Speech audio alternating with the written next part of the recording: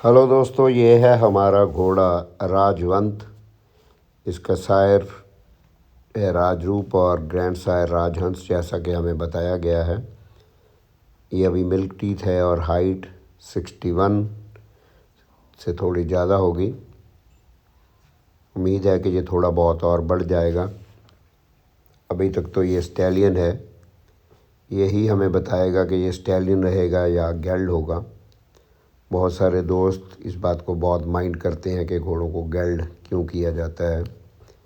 उसके लिए ना तो मैं दुनिया का पहला आदमी हूँ जिसने घोड़ों को गेल्ड करना स्टार्ट किया है, और ना ही मेरी घोड़ों से कोई दुश्मनी है कि हम उसको गेल्ड कर देते हैं। बहुत सारे घोड़े जो राइडिंग में नहीं आते काम, तो उनको गेल्ड करना सब सवारों की मजबूरी होती है, अकेली मेरी नहीं। दुनिया भर के रेस हॉर्सेस गेल्डेड ही होते हैं, स्पोर्ट्स हॉर्सेस गेल्ड होते हैं। कुछ लोग कहते हैं कि पहले राइडिंग सीख लो, आपको राइडिंग नहीं आती और आप घोड़ों को गेल्ड कर देते हो इसीलिए। चलो, मुझे तो राइडिंग नहीं आती, तो क्या पूरी दुनिया में जो लोग ओलंपिक्स में गेल्डेड घोड़ों के लेके जाते हैं उनको भी राइडिंग नहीं आती? वो तो वर्ल्ड लेवल के सवार है, फिर भी वो घोड़ों को गेल्ड कर रहे हैं। उसके पीछे कोई लॉजिक होगा। तो बिना बात किसी को ब्लेम करना, इट्स वेरी इजी। एक वो आदमी जिसने कोई 20-30 नर घोड़े बिगड़े हुए सुधारे हों और उनको गेल्ड ना किया हो, वो कभी मुझे कोई सलाह देगा तो मैं उसकी सलाह ज़रूर सुनूंगा। और अगर वो काइंड एनफ होगा कि मुझे वो क्लासेस दे देगा how to treat those horses, तो भी मैं सिर झुका के उनकी क्लासेस सुनूंगा।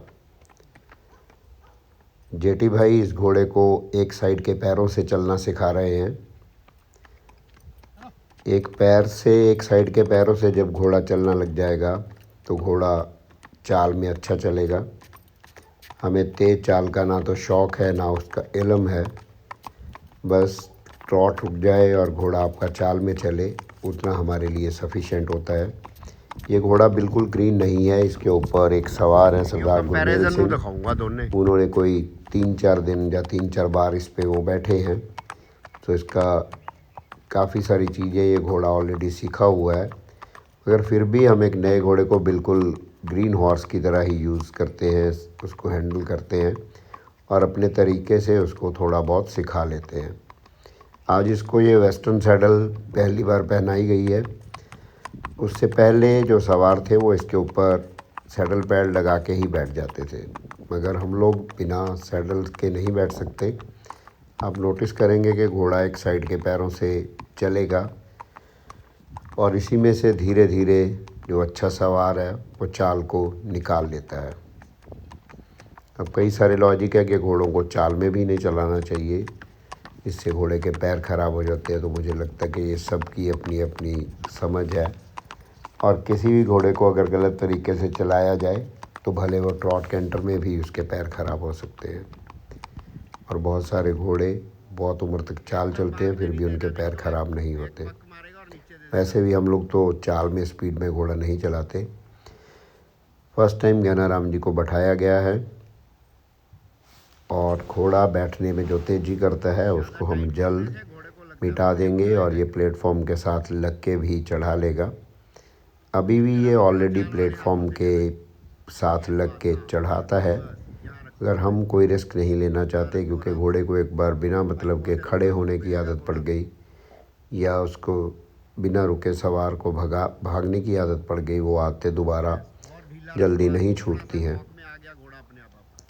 कोई रिस्क ना लेते हुए जेटी ने एक लॉन्ग लाइन भी घोड़े को लगा के रखी है ताकि घोड़े को काबू किया जा सके।